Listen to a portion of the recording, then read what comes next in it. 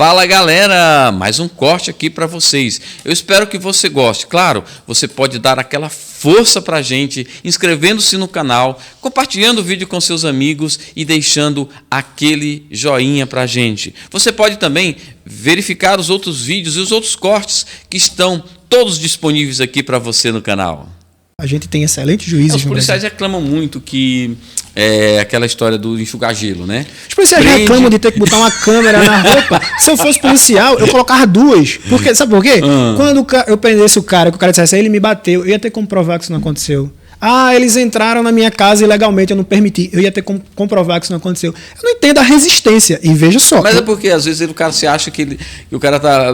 Se você pegar um servidor público e falar assim, coloca uma câmera na sua área de trabalho, o cara vai se sentir constrangido de agir, de trabalhar. Mas né? O policial, ele tem uma sistemática diferente. Tanto que o próprio STF, na semana passada, tinha uma ação, acho que era uma DPF do PSL, se eu não estou enganado, que foi julgada agora na semana passada sobre, acho que o artigo 166 do Código de Processo Código Penal Militar, que é aquele que traz aquela restrição que o militar ele não pode publicamente se manifestar contra as decisões dos seus superiores hierárquicos, com a questão de hierarquia, e contra as decisões de governo. Né? Então foi julgado esse artigo e o STF mais uma vez asseverou, não, isso aqui está de acordo com a Constituição, porque embora exista a liberdade de expressão, quando a pessoa se submete ao edital ou ao concurso público para ser militar, ele entende que ali existe um rol de coisas que ele não pode fazer.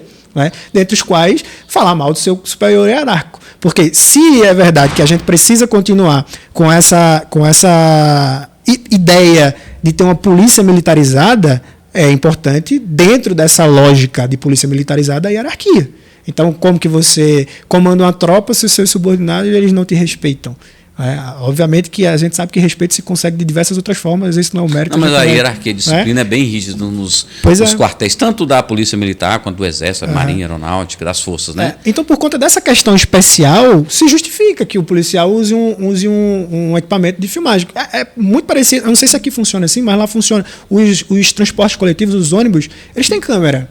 Não é? E não só para coibir assaltos. Tem câmeras agora, se vocês repararem, viradas para frente, que mostram a visão que o motorista tem justamente por conta de questão de acidente de trânsito.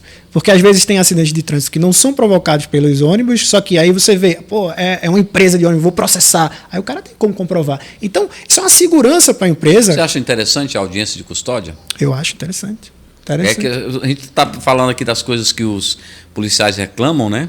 E assim, há uma resistência muito grande, principalmente porque o policial se sente julgado, né? Naquele momento ele está sendo julgado, né? Por conta ele apresenta uma prisão que ele fez, aí o juiz vai dizer, não, essa prisão foi ilegal, essa prisão não foi legal.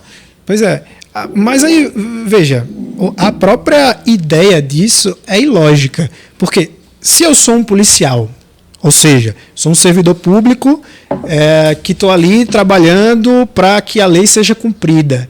E eu realizo uma prisão de maneira ilegal. Por que eu vou ficar chateado se o juiz revogar essa prisão? Então, assim, para se obter um fim, para se coibir um crime que está acontecendo, eu não posso cometer outro com a justificativa de que eu vou coibir um segundo. Senão, tem que estar os dois ali. Não é? Mais ou menos. É que, às vezes, o seguinte, se toda vez o policial prende alguém, vamos, sei lá, o cara prendeu alguém com 500 gramas de maconha. Aí ele chega lá e diz, esse aqui eu não vou prender, não. Isso aqui é usuário comum, manda embora. E aí isso você não acredita que isso pode desmotivar a ação policial? Veja, eu acho que é aquela história do cada um no seu quadrado. Não é? Imagina se o policial ele é responsável por prender, por denunciar e por julgar o camarada. A gente não precisa de juiz e promotor. Então, ele faz o trabalho dele, depois que ele termina de fazer o trabalho dele, outros profissionais vão entrar em cena e vão fazer o trabalho. Porque é muito difícil. Por isso, a gente contesta muito essa história de juiz que diz, o juiz está aqui para combater o crime. O juiz não está para combater o crime, amigo. O juiz está para aplicar a lei e ponto. Tem até gente que fala, eu nunca vi um juiz pegar num fuzil e ir na favela atrás de ninguém. Então, esse papo não funciona. Então, assim, é preciso delimitar essas atuações e essas responsabilidades. O camarada, aí é uma questão pessoal, o camarada pode achar que por conta daquela pessoa ter sido solta, desestimula, Pode. Todo mundo tá suscetível a se desestimular com o seu trabalho.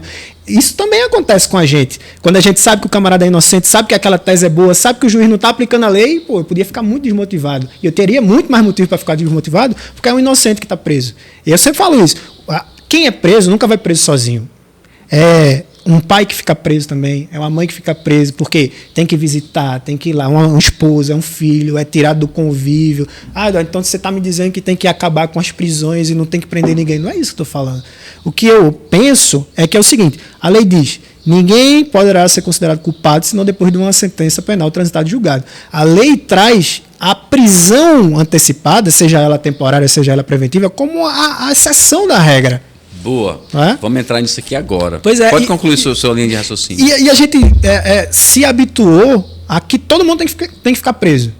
E assim, circulam muitas informações falsas. As pessoas falam, e aí falando de audiência de custódia, essa audiência de custódia serve para soltar todo mundo, não sei o quê. Rapaz, quem fala isso devia passar uma semana na porta de uma vara dessa que faz audiência de custódia e fazer um levantamento de quantos alvarás são deferidos e quantas prisões em flagrante são convertidas em preventiva. Eu tenho certeza que em qualquer lugar do Brasil a taxa de conversão em prisão preventiva é muito maior do que a dos alvarás. Mesmo que essas outras pessoas que foram presas, que tiveram essa prisão em flagrante convertida em preventiva, tinham condições de responder esse processo em liberdade. Porque hoje a gente já tem diversos outros mecanismos. A gente tem monitoramento eletrônico, que tem como saber como o camarada está. A qualquer momento, o cara pode cortar. Pode cortar. Aí ele está infringindo. Aí tem razão para prender o cara. Por que está cortando? Por que não quer que seja monitorado? Então tu vai ficar preso. A lei possibilita isso. Só que nessa ordem. Não vamos ultrapassar essa ordem. Às vezes o cara tem condições totais de responder o processo de liberdade e fica preso.